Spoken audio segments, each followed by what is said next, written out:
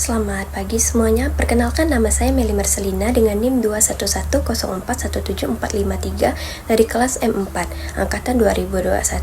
Pada kesempatan kali ini, saya akan menjelaskan materi dari mata kuliah analisis lingkungan bisnis dosen pengampu Pak Adi Mursalin. Di sini saya akan menjelaskan mengenai pestel yang telah dijelaskan minggu lalu oleh Pak Adi Mursalin. Analisis pestel adalah alat yang digunakan organisasi untuk menemukan dan mengevaluasi faktor-faktor yang dapat mempengaruhi bisnis di masa sekarang dan di masa depan. Pestel adalah singkatan dari politik, ekonomi, sosial, teknologi, legal, dan environment. Yang pertama yaitu ada faktor politik. Faktor ini mengevaluasi sejauh mana kebijakan pemerintah dan pemerintah dapat berdampak pada perusahaan dan brand. Yang kedua ada ekonomi faktor. Faktor ekonomi ini meliputi pertumbuhan ekonomi, nilai tukar, inflasi, suku bunga, pendapatan konsumen, dan tingkat pengangguran.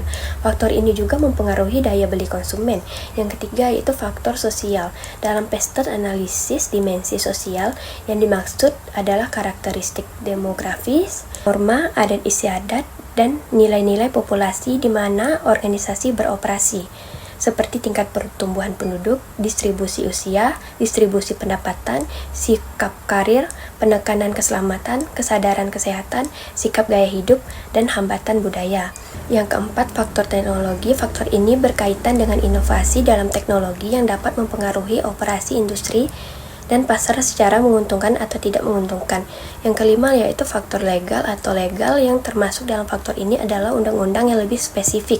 Misalnya, Undang-Undang Ketenagakerjaan, Undang-Undang Perlindungan Konsumen, Undang-Undang Hak Cipta dan Paten, serta Undang-Undang Keselamatan dan Kesehatan. Yang keenam yaitu ada faktor lingkungan.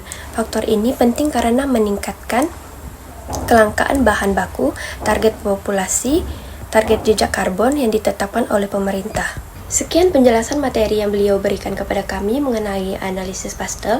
Beliau mengajarkan kami sebuah sulap yang menggunakan uang kertas. Saya akan menampilkan sebuah sulap yang telah diajarkan oleh Pak Adi. Pertama-tama, posisi uangnya kan seperti ini. Dan saya akan sulap, uang ini akan berubah seperti ini. Pertama-tama kita lipat ke depan, kemudian lipat lagi, dan ditarik dari depan. Tarik ini dari depan juga, dan inilah sulap yang telah diajarkan Pak Adi kepada kami. Sekian penjelasan materi mengenai analisis pastel dan sebuah sulap yang saya tampilkan yang telah diajarkan oleh Pak Adi. Sekiranya dapat bermanfaat untuk kita semua, dan sekian, terima kasih.